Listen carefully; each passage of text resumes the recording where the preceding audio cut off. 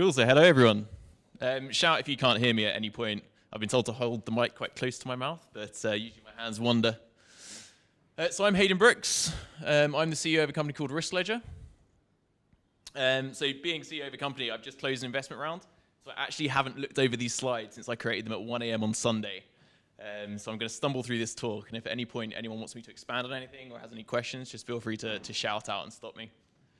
But yeah, so I thought I'd cover kind of 2 or 3 things. So I'll go over a bit of background about myself and the company, a bit of introduction into how it started.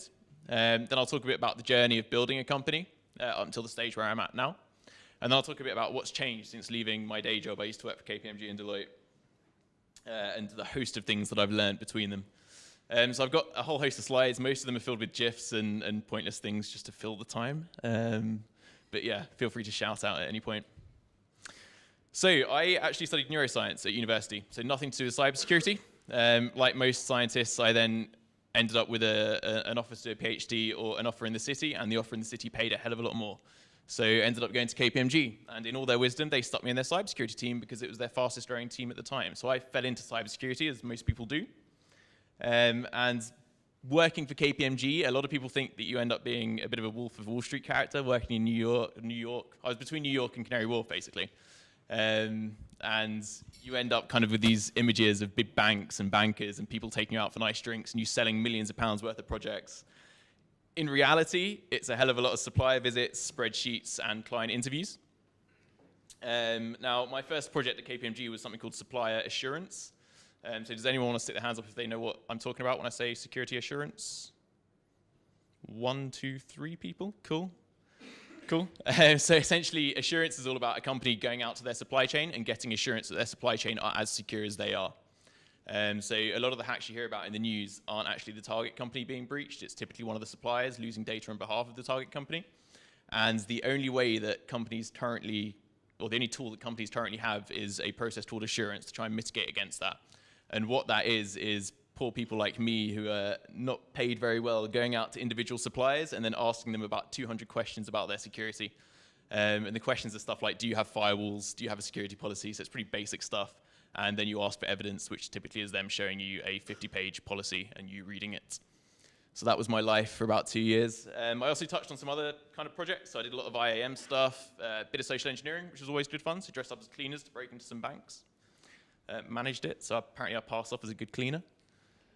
But yeah, I thought I'd go through kind of the different stages because starting a business is typically, or the people I'm speaking to, they have a different experience starting a company compared to starting at a large firm. So the first day at a large firm, you kind of don't really know what you're doing, and that can get to you quite a bit. So you end up being quite, I don't want to say depressed, but unsure of yourself. So you'll be in a client meeting, you won't know what to say. The client will be rabbiting on about something in security. I came from a neuroscience background, so I had no idea even what a firewall was at the time. So you end up feeling quite stressed.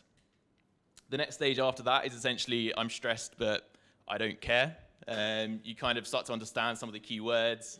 Put your hand up if you're kind of relating to this in any way. Cool, yeah. So you start to understand some of the key words. You feel like you're not a complete waste of space. You sit in the meeting, you're like, oh, actually, I'm kind of understanding this. The next stage, you still don't know what you're doing, but you're a lot happier with yourself. You kind of just accept that fact.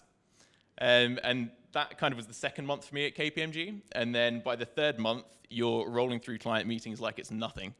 You'll have a client in front of you, and you'll be telling them exactly how to run their security team, what they're doing wrong, what they're not doing wrong, and you won't know where all of that knowledge came from. So that was my experience starting at KPMG. But after a while, I got a bit bored. So I was primarily running supply chain assurance audits. So that's going out to suppliers in glorious places like Swindon and asking them about their security. And whilst doing this, I came up with an idea to basically centralize a load of this supplier data into a tech product and then sell that tech product.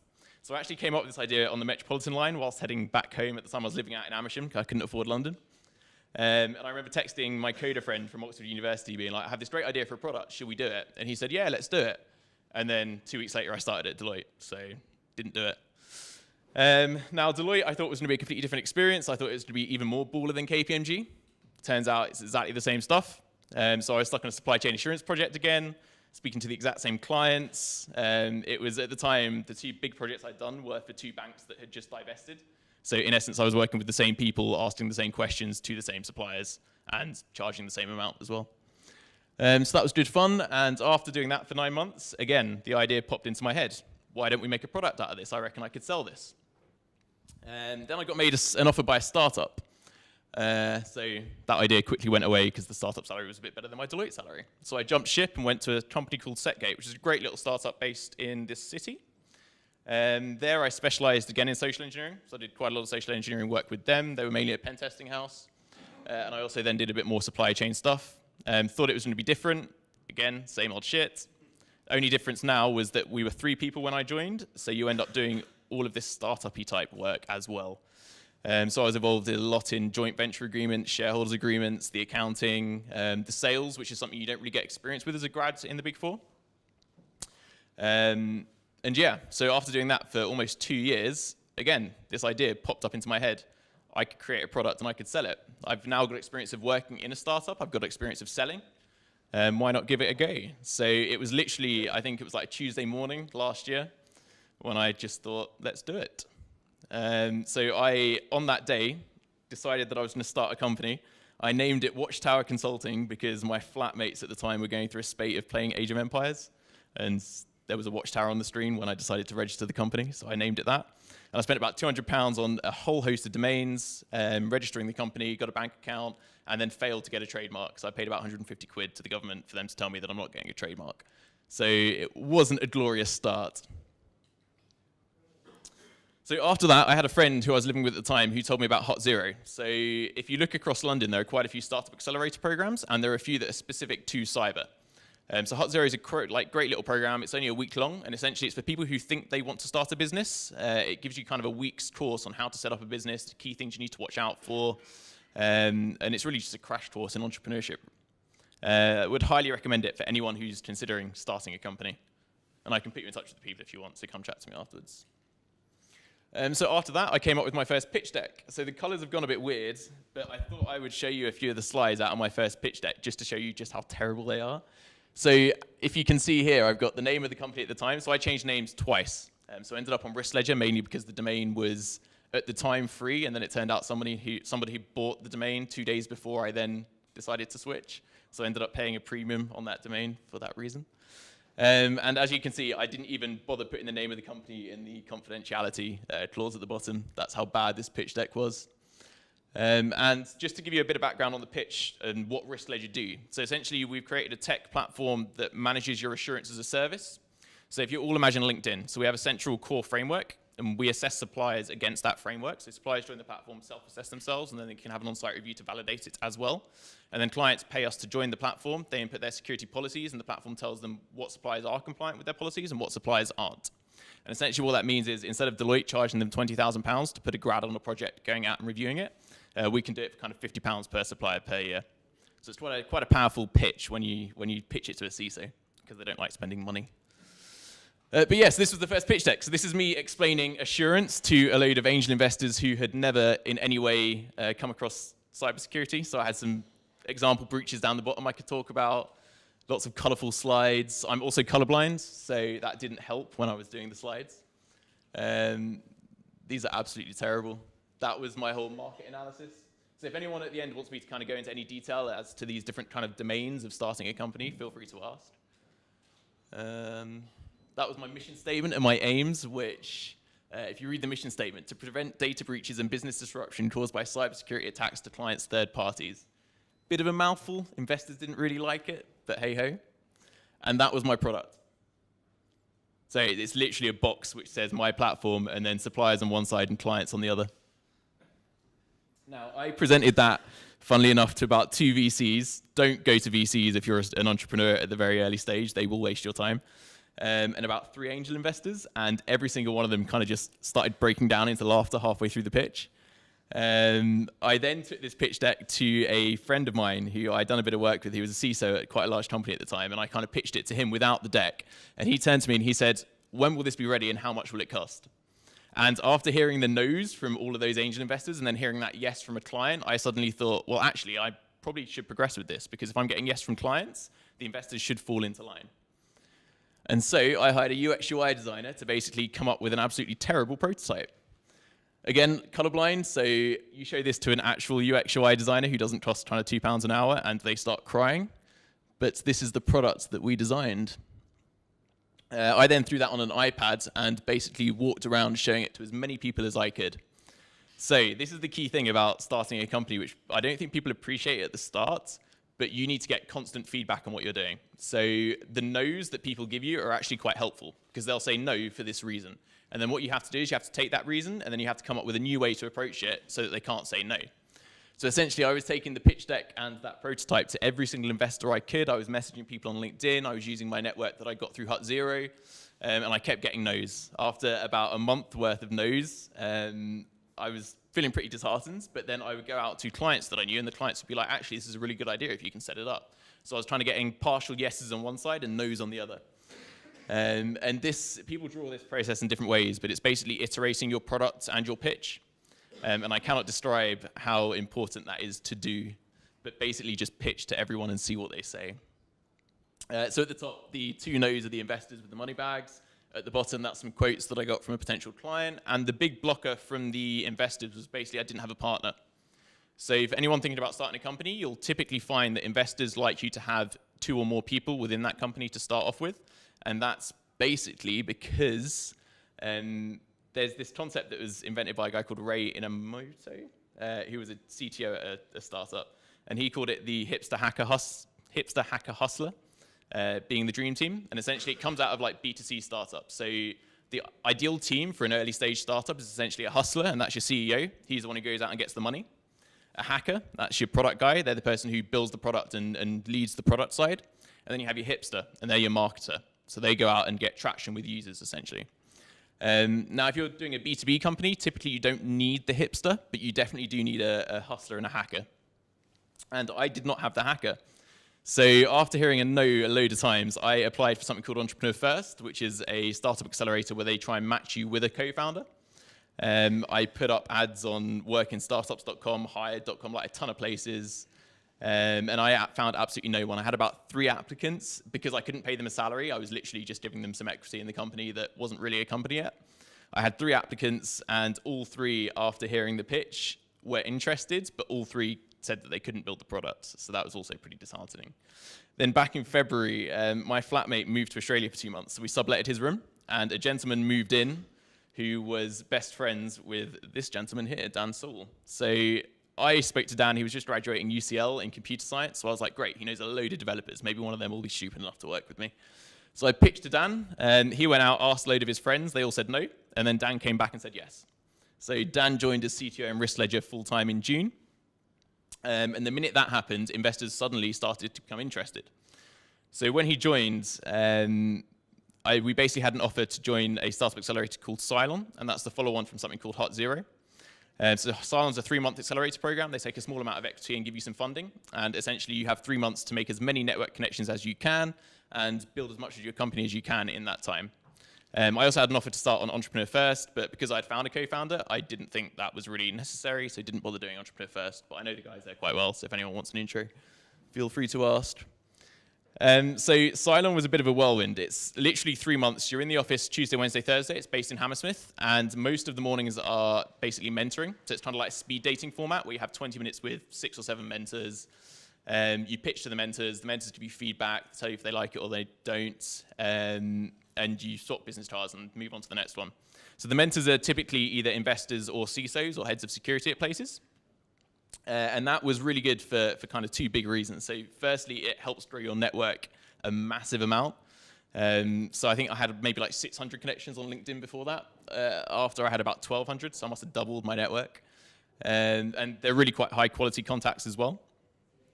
And the second reason is that, and this goes back to me saying pitch to everyone, just hearing yourself pitch and then seeing the reactions people give you helps you tailor that pitch. So the first pitch I gave was to the head of security, I think of Vodafone, and he kind of literally fell asleep about 2 minutes into the pitch and was like, I don't know why you're telling me this, I'm bored of third-party security. So the next pitch I did, I think, was to the head of security of a team at HSBC. And I changed the pitch slightly, and I made like supply security sound a bit sexier, and suddenly there was a whole host of interest. And by the end of 3 months, having pitched probably 7 or 8 times a day, every day for 3 months, you become quite good at it, and you know exactly what the keywords are you have to say in order to get a reaction from the person you're sitting opposite. And that was probably the biggest learning experience from my time at Asylum. So after that, Dan joined. This is the pitch deck that we ended up with at the end of Asylum, so you can kind of see the difference. I'll only show you 2 slides. So we had a nice new jazzy logo. The colors are all off. That should all be black. Dan my co-founder, has a kind of a design background as well as a development background, so he's pretty hot on design, whereas I am not. Again, that should all be black, but we also basically came up with a value proposition. So what really helps, and I see this a lot in cybersecurity, people found a company and they base it on tech. So they'll say, I have the new latest bit of AI that can revolutionize the way you detect threats on your network. Now, if you go pitch that to a CISO, that CISO is going to be like, so what? I know I've got 20 threats on my network. You can't fix them. You're just going to tell me I've got 20 more problems than I have now? Not really a great pitch. So it really helps to basically quantify what you're giving that person who's paying for your product. So in our case, we can save them a lot of money. And we actually sat down with a CISO who we had sold this product to, and we quantified the savings. So we saved them £285,000, saved their team about 5,000 productive hours, and we managed to expand their assurance program to cover their whole supply chain as opposed to just the 20 suppliers they were doing. And that was a bank. So once you can kind of quantify what you're giving the client, that client conversation becomes so much easier. You're able to just walk in and say, well, basically, give me less money and I'll do more with it. So in that time, Dan also redesigned the whole product. So instead of me drawing wireframes and having them colored in by a UX UI designer, we actually had a proper design person go through it and create what is now the Risk Ledger platform. It helps both on the investor side and the client side for them to be able to see what you're building. Now, that's a bit harder when you're doing something with AI or machine learning. But even if you just have kind of mock-ups of whatever you're doing, it helps them visualize what they're investing in or what they're buying. And typically, people don't buy things that they can't see. Which was another learning point that we had quite early on. So it was around this time we had kind of the new pitch deck. We quantified the savings that we were going to make our clients. I had this whole range of new contacts that I got off the back of Asylum. We still didn't have a product, but we actually managed to sell a trial at this point. So we managed to take a bit of money from quite a large insurance firm. And the minute we did that, we also had demo day the following day. So we won the trial basically 2 days before demo day, and demo day is the last day at Cylon. You essentially pitch to a room full of about 200 investors. So typically people give like a demo of their product or tell people the clients they're working with and the traction they're having. We had nothing apart from this one client who we stuck on a slide. So I'm on the left, Dan's in the middle, my co-founder, and to the right is a mutual friend who we pretended worked for Risk Ledger whilst we were talking to investors. And he did a great job. So off the back of that, we won 3 quite large VC investors. So Seed Camp down the bottom right, they led the rounds. After that, we had Episode 1 and Village Global, another VC, come in. And then we already had the money from Cylon, and that was joined by a whole host of angels. And that's the round that I closed a couple of weeks ago. So it's only really when you get to that stage where you think, okay, so investors have now given us money, we've got a product in development, we've sold it to clients. It's only really then that you start to realize actually you have a company. Before that, it just feels like a pet project. So yeah, that's the journey to date. At the minute, we're launching the product with a couple of clients. We had a prototype that we launched with a client, but we're just rebuilding it and launching with a couple of clients in a couple of months. The main kind of focus of my time now is on sales primarily, but also on recruitment. And because I'm the one with the background in insurance, I'm primarily the product owner as well. So I tell Dan what to build, and he'll typically build it, changing the color scheme in the process. And I suppose I wanted to basically distill the lessons that I've learned over the past kind of 6 months down into 3 main lessons. The first one is essentially that no doesn't mean give up. So you hear this from a lot of founders, and you don't really realize what they mean until you actually go out and experience it. But some of the feedback you get will be some of the most negative feedback you will ever receive in your lives. So I've had investors tell me my product is stupid. I've had investors tell me I'm too young to run a tech company. And you can imagine like working 3 months on a project and then having someone say that to you, you might think it just bounces off you, but at the time you do take the hit a bit. So that can be a bit hard to go through. But on the other hand, it's also quite a rewarding thing. So each bit of feedback you get, typically the successful founders that I've met and try and kind of, I suppose, look up to, they bounce back quite quickly. So somebody will say, well, this is a big problem for us, we don't want to invest. And then they'll go away and they'll fix that problem and they'll come back and say, hey, look, we met you a month ago, we've now changed and we're now this. And then typically they'll start to win the investors that way. So the first lesson is basically just resilience and being able to take that negative feedback and transform it into something that's productive for your company. The second lesson, and this one is perhaps a bit contentious. I'll give you all a second to read that slide if you can. Essentially, what they're saying is it's the head of security at a company saying that they're going to encrypt all of the client data client side, and then the security team are like, well, then we can't read the data, and the head of security is like, that's great, it means we'll never get hacked because no one can read our data. And that's illustrative of, I think, a lot of pitches that are given to heads of security and CISOs nowadays. So if you walk into a room and tell a CISO you're going to solve all of his problems with a platform, he is probably going to ask you to leave pretty quickly. And if you walk into a room, and I see this a lot as well, so for example, a bank will have maybe like 4 or 5 different network environments if it's a small bank. And if you walk in and ask to take all of the data out of their network environments to then run a load of machine learning algorithms over, that's not really something the CISO can do. And so you end up with this kind of disparity between tech startups who are trying to solve problems with purely tech-based approaches, and then a CISO who is essentially a business person. There are actually very few CISOs who come from a technical security background. A lot of them come from risk management backgrounds. And so what they really understand is return on investment, money, and risk. So you need to persuade them either that you're going to save them time, money, or reduce their risk in such a way that they need to buy your product. And that takes quite a while to get used to. It's always fun walking into a room with a load of security guys and pitching that your product's going to stop every hack that's ever going to happen. And then hearing a CISO say, well, I'm still not going to buy it because it's £1 million and I don't want it. So yeah, that was the second lesson. And then the third lesson is about problems. So you start to realize that everything that you do either starts or ends with a problem. Typically, it does both. So you'll have a problem, you'll solve that problem, and it'll just lead to a bigger problem. So I'd say 90% of my time nowadays is fighting fires.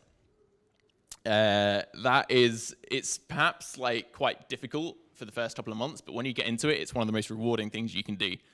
Because essentially all you're doing is identifying problems and then fixing them, and then watching kind of the company grow as you remove these barriers from around it. And that requires a whole kind of attitude change. So when I was in KPMG, a lot of the problems we had with clients, typically you just run straight to a manager or to your director or to your partner and say, look, this is the problem. We don't know how to solve it. Has someone else solved this problem before so we can copy the work and then just resell it to the client? And they'd be like, yeah, it's fine. You can't do that when you're starting a company. You literally, every problem you have will sit there until you go out and do something about it. And the amount of mornings I've literally gotten out of bed at like 8 a.m., rolled over and thought, I do not want to speak to this investor today, or I don't want to do this or that. And then you end up just having to do it. And it does kind of revolutionize your perspective on problems and how they motivate you.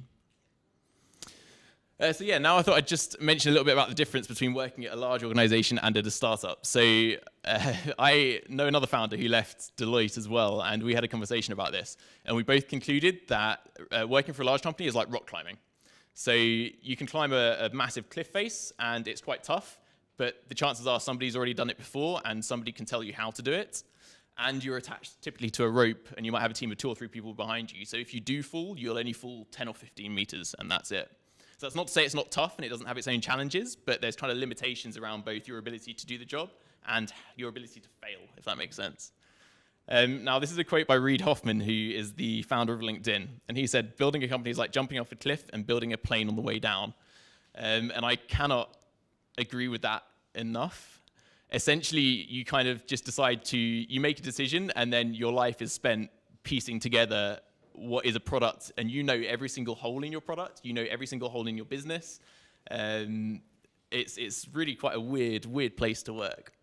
And the best thing about this is, and Reid Hoffman said this as well, when you build the plane and you finally land it, as very few entrepreneurs do, but when you do, everyone just thinks the plane was built from the start. So no one actually realizes the amount of building work that went in whilst you were falling at rocket speeds down towards the ground. That sounds pretty negative, but it's kind of it's a really rewarding experience. It's a weird mix of ambition, excitement, problem solving, and combined with a bit of fear as well, which is always healthy. And so these 2 images are just there to prompt me for kind of 2 stories. So the first one is that one of the key skills I think entrepreneurs need to have, regardless of industry, is essentially being comfortable with failure. So you're constantly surrounded by problems. I mean, just last week, a day before I closed this round, I got a phone call from an investor who had gone over their SEIS limits. They weren't sure they were going to be able to make the investment because of various reasons. And you're kind of on the phone, and I'd already opened a bottle of champagne to celebrate myself closing this round, and then suddenly the round's not closed. And you're constantly kind of walking around corners and seeing these problems crop up. And so you become very kind of comfortable with that. And it's always quite fun then going out with friends and hearing that your friends bitching about not getting £100 in their paycheck, or losing a pen was the classic one I had a couple of weeks ago. And you're kind of sitting there thinking, well, I almost lost £50,000 worth of investment and couldn't pay my co-founder. So you start to see these disparities in problems, and you start to deal with kind of different problems in different ways, and you get really good at triaging, you get really good at really just kind of putting up with failure. And the second picture there is, I just typed in sponge brain, and that came up. It's SpongeBob SquarePants as a brain. But essentially, you end up learning a hell of a lot as well. So if you join, for example, KPMG or Deloitte, you have kind of a fixed learning path. And in the first couple of years, you'll learn the basics of cybersecurity. After that, you might learn some management principles. And then after that, you'll move up to sales. Now, starting a company, you need to become a jack of all trades pretty quickly. So last week, I was writing our legal contract. I have no background in law whatsoever, so I just pulled off a template and then had to quite understand it and adapt it. The week before that, I was learning about company structures, how to structure a company that's moving internationally, different structures in terms of equity structures, different investment types, so SAFEs, SEIS investment, all of this stuff. You need to constantly be growing your security knowledge as well. So the amount of clients you sit opposite who'll be like, yeah, we love your product. By the way, have you heard of this new thing in security? So you need to stay pretty hot on that. And it's basically just like a career of constant learning, which is quite fun. But it's not really for somebody who just wants to sit there, do their 9 to 5 and go home. I'd say I haven't been on holiday at all this year, and I don't think I'm going to. And you end up working most weekends as well. You do get some nice breaks, but kind of at the start, it can be quite full on. But this slide is just there to basically say how rewarding it is. So it's quite interesting kind of just seeing an idea that you came up with on the Metropolitan line at 6 p.m. on your way home kind of actually grow into a product and a business, and seeing clients want it is the most amazing feeling in the world. So when you're actually able to kind of sit down and shake hands with the client and be paid for an idea you came up with, it's exhilarating. And yeah, I'll just conclude with that. So